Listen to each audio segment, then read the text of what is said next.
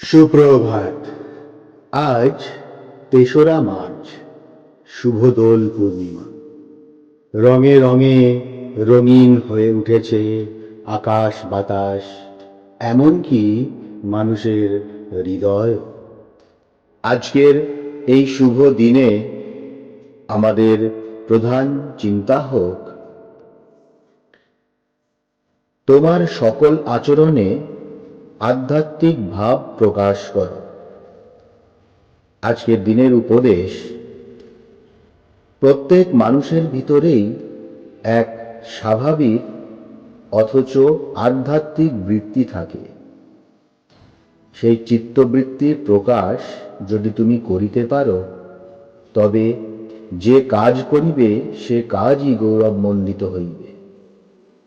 মানুষ যখন ক্ষুদ্র তুচ্ছ যাহা কিছুর সঙ্গে বদ্ধ হইয়া থাকে, তখন বড় জিনিস হইতে নিজেকে বঞ্চিত করে।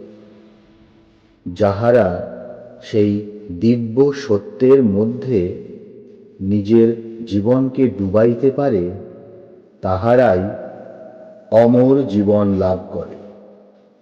তাহারাই আরো জীবন্ত প্রাণবন্ত হয়।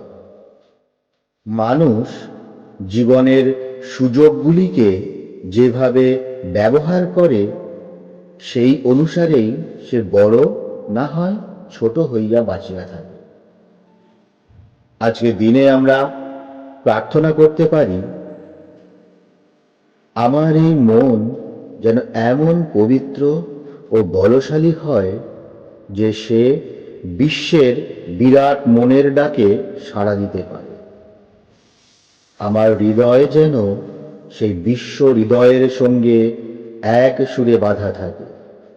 আমি যেন তাহার শক্তি ও গৌরব আমার জীবনের মধ্য দিয়া প্রকাশ করিতে পারি।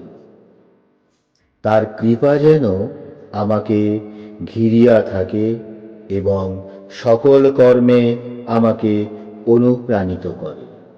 সমস্ত ক্ষুদ্রতা হইতে যেন আমি রক্ষা পাই এবং তাহার ভালোবাসা ও আশীর্বাদের যোগ্য যেন আমি হইতে পারি। প্রণাম। জয়তু শ্রীরামকৃষ্ণ।